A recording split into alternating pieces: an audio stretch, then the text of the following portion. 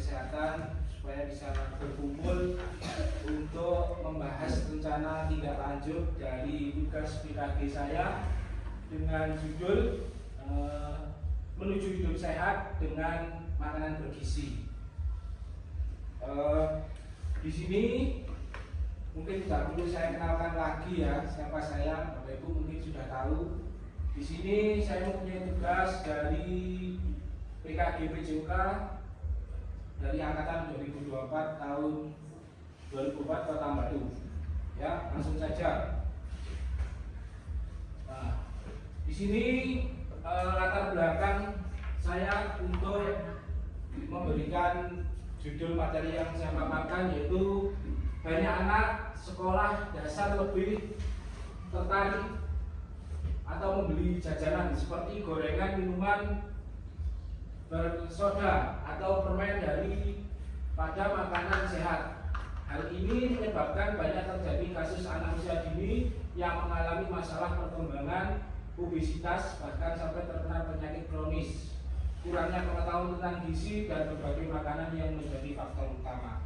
Jadi di sini Bapak Ibu latar belakang yang saya ambil yaitu adalah kurang minatnya anak-anak untuk tentang makanan-makanan bergizi dan anak-anak lebih dominan minat pada jajanan yang siap saji seperti mie gelas dan lainnya yang seperti gorengan, minuman bersoda itu juga makanan siap saji. Di sini anak-anak nanti supaya bisa memilih atau memilah makanan bergizi dan terhindar dari penyakit kronis. Ya. Selanjutnya tujuan dari program saya ini adalah untuk proyek P5. Ya, proyek P5 ini nanti saya kembangkan di tahun depan 2025. Saya ambil 2 bulan nanti di bulan Januari dan bulan Februari. Proyek ini adalah untuk meningkatkan kesadaran peserta didik akan pentingnya menjaga kesehatan jasmani melalui makanan sehat. Selain itu, diharapkan peserta didik mampu menganalisis informasi tentang nutrisi dan dari berbagai sumber, dan peserta didik bisa memasak makanan sehat secara sederhana. Jadi ini tujuan dari program saya. Nanti selain itu, anak-anak juga bisa menganalisis informasi tentang nutrisi dari berbagai sumber. Ya, berbagai sumber itu nanti juga bisa diterapkan melalui IT dari komputer mencari berbagai manfaat gizi atau makanan-makanan yang bergizi melalui resep-resep yang sudah disediakan. Selanjutnya ini capaian peserta didik nanti bisa mampu mempertahankan pola makan sehat dalam jangka panjang. Jadi tidak diterapkan hanya di sekolah saja, nanti bisa diterapkan di lingkungan luar sekolah atau di lingkungan rumahnya sendiri. Ya, nanti efeknya bisa berkepanjangan dan langkah-langkahnya ini untuk memberikan materi hubungan antara makanan sehat dengan kebugaran jasmani dan memberikan materi gizi dan contoh menu makanan sehat sehari-hari dan kegiatan memasak menu sehat bersama. Jadi nanti kegiatannya di langkah-langkahnya itu sudah jelas. Nanti anak-anak bisa memberikan kegiatan memasak menu sehat secara bersama-sama atau berkelompok. Hasil yang diharapkan dari proyek saya ini nanti adalah perubahan pola makan sehat menjadi bagian dari gaya hidup peserta didik. Jadi perubahannya anak-anak bisa memaparkan atau memberikan pola makan yang sehat supaya menjadi gaya hidup anak-anak di kemudian harinya. Selanjutnya berikut adalah strukturnya, struktur program saya. Ini jenis proyeknya saya masukkan ke dalam P5. Kelasnya yang saya ambil adalah fase C, kelas 5 dan kelas 6. dan temanya gaya hidup berkelanjutan. Topiknya menuju hidup sehat dengan makanan bergizi. Nanti total waktunya 125 jam pelajaran, diambil mulai Januari sampai Februari tahun 2025. Dimensi profil pelajar Pancasila adalah bergotong royong, bernalar kritis dan kreatif, dan elemen dan subelemen. Di sini elemennya bergotong royong, subelemennya kolaborasi dan kerjasama. Nanti anak-anak bisa kerjasama memasak makanan, ya, atau berkelompok nanti juga bisa. Yang selanjutnya elemennya bernalar kritis, yaitu memperoleh dan memproses informasi dari dan gagasan. Ini nanti anak juga memperoleh informasi dari IT juga, dan mengidentifikasi, dan terakhir yaitu kreatif menghasilkan karya dan tindakan tidak yang original. Jadi kreatifnya nanti anak-anak menghasilkan karya, menjual seperti produk yang dihasilkan, resep makanan sehat dan makanan sehat untuk dijual di marketing. Kalau semisal nanti kesulitan dijual di marketing, bisa dijual di kantin sekolahan. Intinya anak-anak membuat makanan dengan buah-buahan atau makanan yang mengandung gizi yang banyak. Tuh. Selanjutnya, nah ini rencana dan evaluasi. Evaluasi akan dilaksanakan melalui asesmen formatif dan asesmen sumatif. Ini terhadap peserta didik. Metode pengumpulan data yang digunakan adalah survei dengan memberikan kuesioner berisi pertanyaan kepada peserta didik.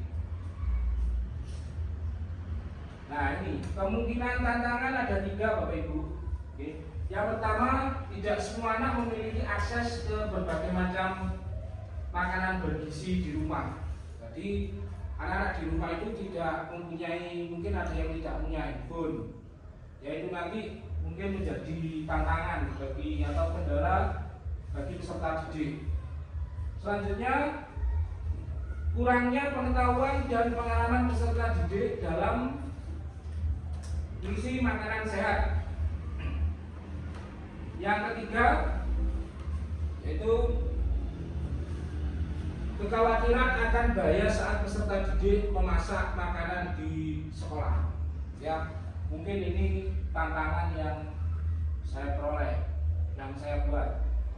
Kesimpulannya, makanan sehat adalah jenis makanan yang memberikan semua nutrisi yang diperlukan tubuh untuk berfungsi dengan optimal. Nutrisi ini mencakup karbohidrat, protein, lemak, sehat, vitamin, mineral, dan serat yang semuanya diperlukan dalam jumlah seimbang. Mengkonsumsi makanan sehat membantu menjaga berat badan ideal dan terhindar dari berbagai penyakit kronis seperti penyakit jantung.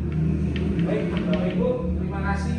Mungkin sedikit dari pemaparan proyek P5 saya yang akan saya laksanakan di tahun depan. Mungkin tanggapan atau masukan dari Bapak Ibu nanti terkait proyek saya ini bisa menambahkan perbaikan dari proyek yang saya buat. Monggo Bapak Ibu kalau ada tanggapan atau masukan, ini monggo. Saya Pak, mungkin untuk masukan untuk kekhawatiran Pak Ardi tadi yang tentang bahaya pada waktu anak-anak, yang ketiga tadi yang kekhawatiran akan bahaya saat tadi mengolah makanan sehat di sekolah. Mungkin kita nantinya bagi masukan ke Pak Ardi, mungkin kita milih menu yang dimana menu ini tidak perlu menggunakan kompor, karena kan kita juga takut ya Bapak Ibu di sini anak kalau nggak ada alat pengawasan dari orang tua ketika anak-anak menggunakan kompor, entah dari gasnya atau untuk pakai minyaknya, ada yang goreng-goreng sekitarnya. Jadi kita bisa pakai menu yang tanpa olah kompor atau menggunakan kompor, pakai tanpa kompor ya Pak ya, kalau seperti salad atau itu Pak, jus. Itu Pak Ardi, terima kasih. Ya. Mungkin dari Bapak Ibu yang lain, ya. Mungkin untuk nomor 2, yaitu perannya pengalaman peserta didik dalam mengolah makanan sehat. Ya. Sebelum anak-anak mungkin mengetahui mengetahui atau mengolah makanan sehat, ada baiknya nanti Pak Aldi menjelaskan ciri-ciri makanan sehat itu gimana. Itu maksudnya katakanlah mengandung protein berapa, vitamin berapa, mineral berapa, mungkin seperti itu. Jadi anak-anak harus mengenal dulu, oh ini loh namanya makanan sehat. Mungkin itu dulu saja. Ya, terima kasih Bapak Ibu atas tanggapan dan masukan, sangat memberikan wawasan bagi saya untuk memperbaiki proyek untuk kedepannya. Terutama tadi ada kendala melalui kompor, ya, terima kasih sudah diingatkan.